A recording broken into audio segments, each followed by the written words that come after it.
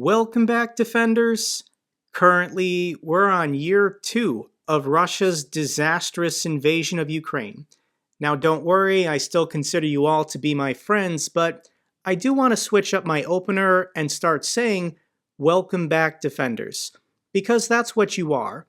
If you watch my update videos, then I consider you to be a defender of freedom, defender of democracy, and a defender of Ukraine. And Ukraine is going to need your continued support going into this second year. So for the 1-year anniversary of Russia's invasion of Ukraine, governments around the world lit up government buildings or well-known landmarks. Lots of people gathered once again to show their support for Ukraine. I can't show all the pictures or videos, but let me share a couple of them with you. This picture was taken in Finland. This picture is in Croatia. This is Slovakia. Here is Bosnia. We've got Brussels, Belgium. This is in Prague. Here is Toronto, Canada. We've got Rome. Here is Mexico. We've got Georgia, Portugal, New York City. We've got Berlin, Dublin, Sydney, Australia, Paris, and here's London. And a group decided to paint the street in front of the Russian embassy blue and yellow. They did not have permission to do this, so the police showed up and arrested them, but still a powerful gesture. So democratic governments around the world are choosing to support Ukraine, but here we are on the 1-year anniversary, and who supports Russia? And it's a who's who's of human rights abusers and oppressive dictatorships around the world. Syria, Iran, North Korea, Belarus. Russia doesn't have any support in countries that actually value freedom or human rights and human dignity. Let's now get to the good news for Ukraine, and the first Leopard 2 tanks have arrived. The first 4 of 14 Leopard 2 tanks promised by Poland are now in the Ukrainian military's custody. This is incredible. So there was a handing over ceremony in which the president of Poland, shook some hands and made a speech. The Ukrainian military is pretty hyped to get these Western advanced tanks. And here is a clip of Vitaly Klitschko. Apparently he's learning how to drive the Leopard 2, and here's a video he put out on his Twitter page. February 24th, a year later. I never thought a year ago that I'm gonna drive this cat. A year of war in Ukraine, a year of suffering, and a year of getting our willpower stronger than ever. As strong as this tank. Thank you, Germany. Thank you, the free world, for all what you do for us, Ukrainians. Glory to Ukraine. Glory to the heroes. Slava Ukraini. So I don't know if Klitschko is actually going to be riding one of these tanks into battle, or if he's just a representative of the government trying to familiarize himself with the Leopard 2 tank. Here's a clip of Defense Minister Reznikov climbing out of the Leopard 2.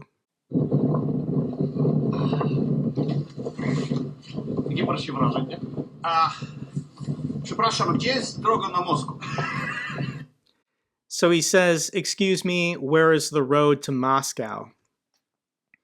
And on Russian state TV, they've stated that this war will end when Russian tanks reach Berlin again, and it's finally happened.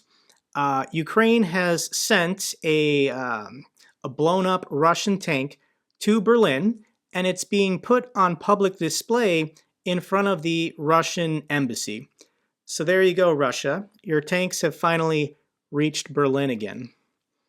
More good news for Ukraine. The next $2 billion worth of military assistance from the United States was announced. And in this package, it's the usual stuff as far as HIMARS ammunition and artillery rounds.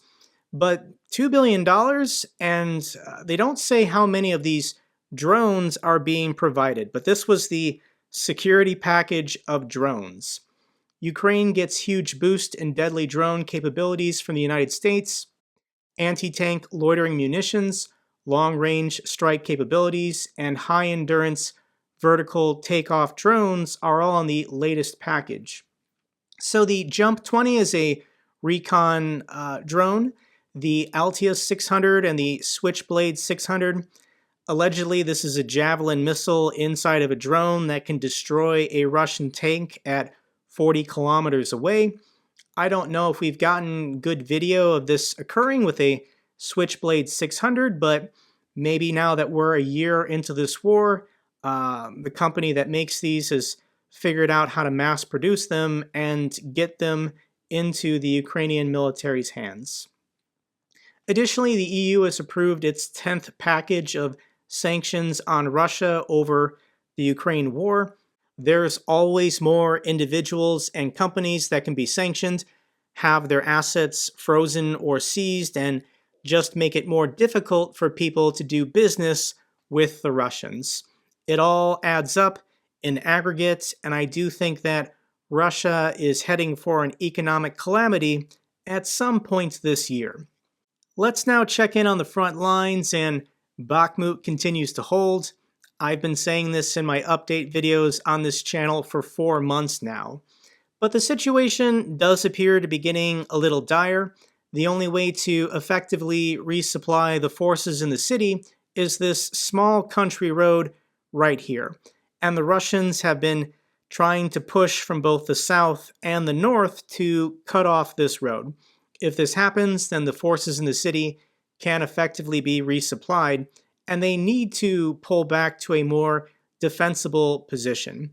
Now, I do think there was a political game being played the last couple weeks or even couple months, in that the Ukrainians wanted to deny Putin a propaganda victory prior to this 1-year anniversary. So Putin gave his speech to the nation and had a stupid pro-war rally in Moscow, and he wasn't able to deliver some kind of military propaganda win. If the Wagner group had captured the city of Bakhmut, then he could have announced this in his political speech. He could have talked about this at his rally. So this is already a huge victory for the Ukrainians, denying them any kind of military success prior to the 1-year anniversary. So they might be able to hold out. I hope they do, but if they do have to strategically fall back, it's still a win for Ukraine. Either way, every time the Wagner group captures a mailbox, they declare it a huge victory for the Wagner group. I don't entirely understand the politics of what's going on, in that Prigozhin and Shoigu with the regular military aren't getting along. Shoigu cut off the Wagner group. Prigozhin went on social media. He got pro-war activists in Russia upset. The ammunition is now being, the flow of ammunition has now resumed to the Wagner group. I still think this guy is going to fall out a window at some point in the coming weeks, in that he's too much of a liability for Putin and Shoigu at this point. He's too popular. Kyiv is also saying that Russia has likely pushed back its deadline for capturing the Donbas region. So when Gerasimov took over the entire war effort in early January, Putin gave him the order to capture the entirety of the Donbas region by the end of March.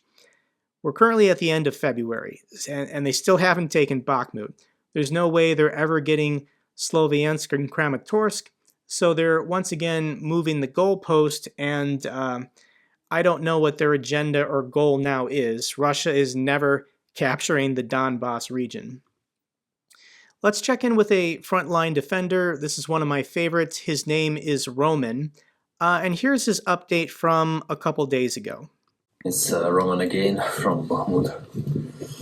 Guys, I should say that it's so cold right now here. -8, -9, but yesterday it was very hot because it was the time of our counterattack enemy's position. It was successfully, and we take their new position and don't let invaders to surround Bakhmut and take the road. So for now, we prepare to protect this area and continue moving forward. No more details for now. And also, I have a great news that President of United States of America visited Kyiv. He was walking around near my apartment in the city center, and I was so appreciated by this news because, it's so great gesture, right? This video's from a couple days ago, and Roman is talking about President Biden's visit to Kyiv, and you can see his face light up with excitement knowing that the President of the United States was only a couple blocks away from his apartment in Kyiv. When world leaders choose to visit Ukraine or when people around the world demonstrate their support, this does make it to the soldiers fighting on the front lines, and it has a huge impact boosting morale. I hope Roman stays safe. The next interesting topic we should talk about is this weird borderland between Ukraine and Moldova called Transnistria. I've been staring at this on the deep state map for a year now, wondering if Ukraine was ever going to do something about the Russian soldiers stationed in this territory. So Moldova in the 90s had a military intervention by the Russians, and the Russians have been militarily occupying part of this territory for 30 years. And currently there's about 1,500 or 2,000 Russian soldiers trapped in Transnistria. They can't be resupplied and they can't be rotated in or out. You can see from these green lines that the Russian military was trying to reach them in the opening weeks to surround Odessa, and they never made it. And more, there's discussions being had of what to do with these occupying Russian forces in Transnistria. To take out 1,500 Russian troops, maybe the Ukrainian military could do this basically in a weekend. So they're now talking about this on Russian state TV. Let me share this clip with you. Там эти наши военнослужащие, они заложники. Подмоги им не дождаться. Справа хохлы, слева румынская армия. Что мы можем сделать?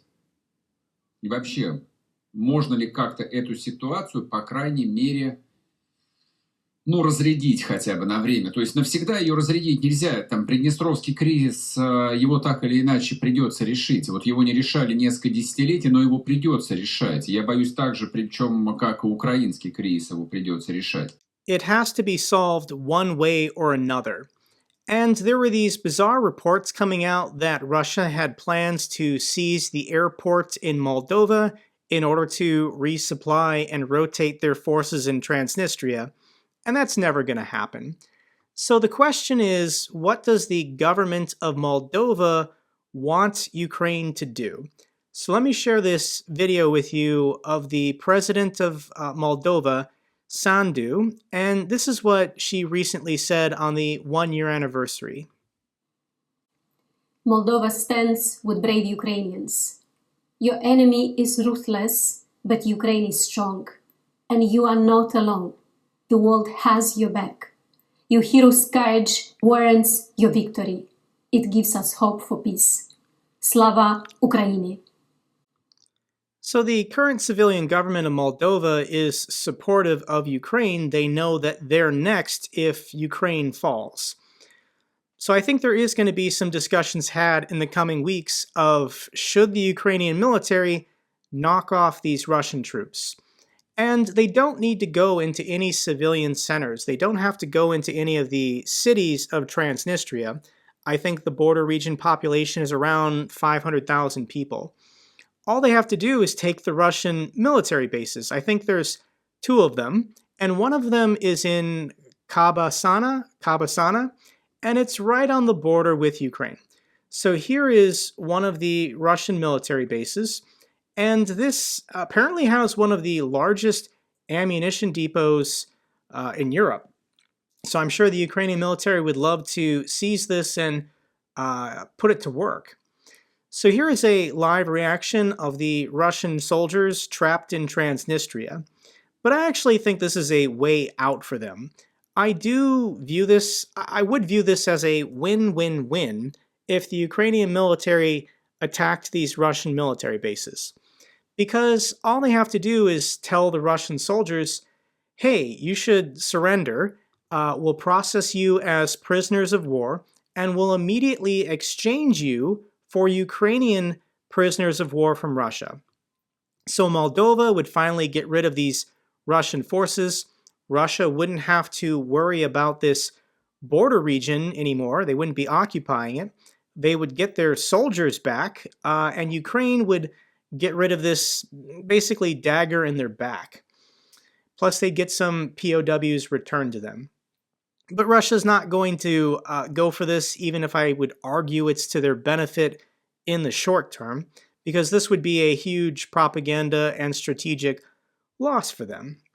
So what is Russia's plan? What is their plan going into year 2? I want to hear some big ideas from their leading strategists on Russian state TV. Let me share this clip with you. Смотреть данные открытых источников, тот же самый интернет, то можно увидеть, что подводная лодка Белгород базируется на Тихом океане, а не на Атлантике. А это очень показательно, потому что не на Атлантике, а на восточном побережье США, то есть Тихоокеанском побережье США, расположены знаменитые разломы Сан Andreas, Сан Бентинсика и Сан Хасинто. И эти разломы, если они будут активированы, они могут инициировать активацию всего огненного кольца, огненной дуги, прошу прощения, Тихого океана, который включает вот эти разломы. Потом идет тот же самый Yellowstone, потом идет вулканы Аляски и Курильской, вот этой самой Аляскинской, не Аляскинской, а Алеутской гряды, наши, естественно, вулканы на Камчатке, и потом спускается вниз до Японии. В первую очередь рванет вот эти самые разломы сработают, они обрушат все восточное побережье США, а во-вторых, может рвануть этот вулкан. Once again, on Kremlin State TV, they're threatening to nuke Yellowstone National Park. Now, this clip might be a little confusing because he keeps saying East Coast. In America, we call California the West Coast, but the Russians are on the west coast of the Pacific Ocean, so they're calling California the East Coast. But this is a guy in a military uniform on Kremlin State TV threatening to nuke Yellowstone National Park. So the Yellowstone caldera is one of the largest supervolcanoes in the world. It is active. It erupts about every 500,000 years. And it's debatable whether or not detonating a nuke would actually trigger the supervolcano, but if the Yellowstone caldera erupts, we're looking at about 20 years of dimmed sunlight. This would lead to global famine and massive starvation. Hundreds of millions would probably die. If the Yellowstone caldera erupts, guys, get to the southern hemisphere. I recommend maybe Argentina, Australia, or New Zealand. Additionally, they're threatening to nuke the San Andreas Fault Line to kill as many civilians as possible on the west coast of America. This is California. So here is a live video of Russian High Command discussing this idea.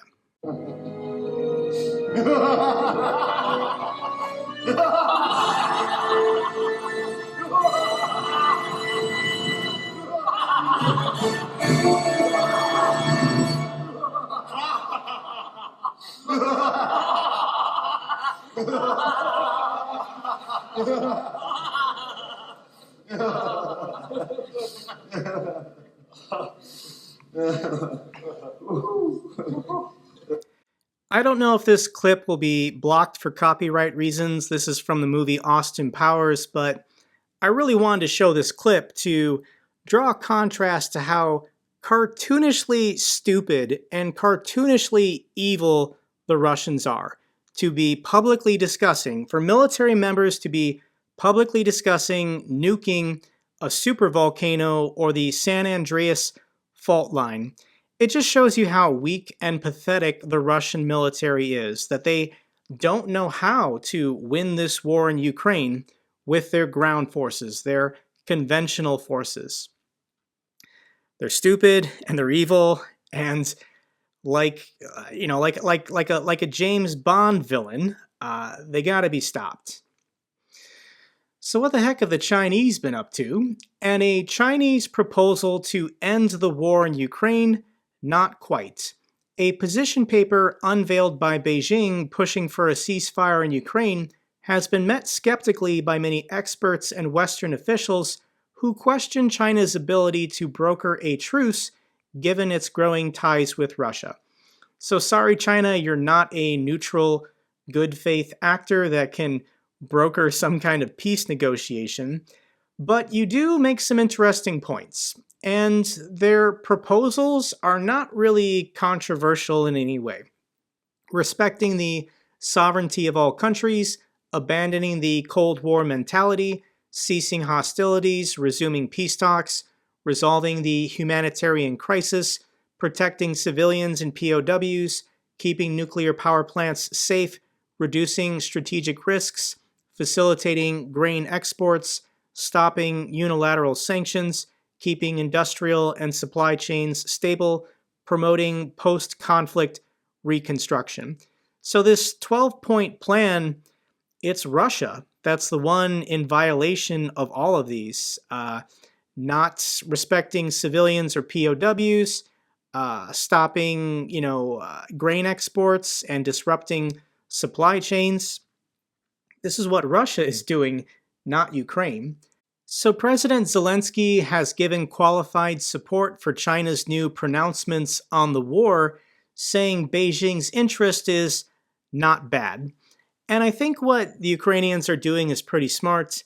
President Xi is now dictator for life of China.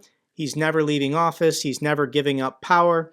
And if you want to get a dictator to do something you want them to do, all you have to do is flatter them and make them look good. So I think that Zelensky is trying to charm the Chinese to prevent them from supporting Russia, preventing them from sending lethal aid and weapons to the Russians.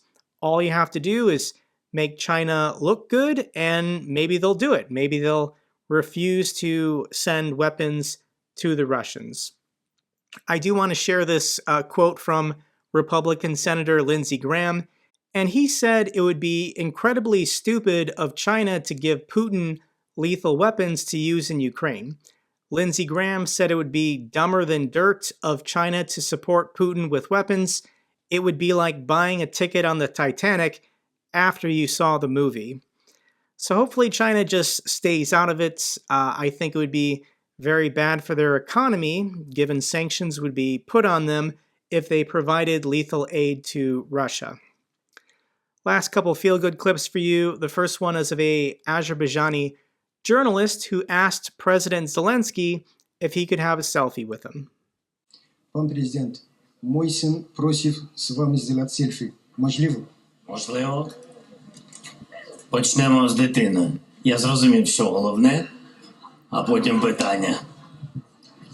Ну так і є. Колеги, але це поганий приклад, так більше не робіть. Дякую. So fortune favors the bold, and this guy got bold and asked if he could have a selfie. Obviously, President Zelensky can't do this for everyone in the room, but it's pretty incredible that he didn't hesitate. He said, of course, you want a selfie? Come up here, get close to me. You can have a picture with me. I just find that kind of stuff, that kind of charisma and off-the-cuff charm to be pretty incredible of him. Final clip I have for you is of Ukrainian refugee children singing the Ukrainian national anthem in a destroyed Russian tank in front of the Russian Embassy in Berlin.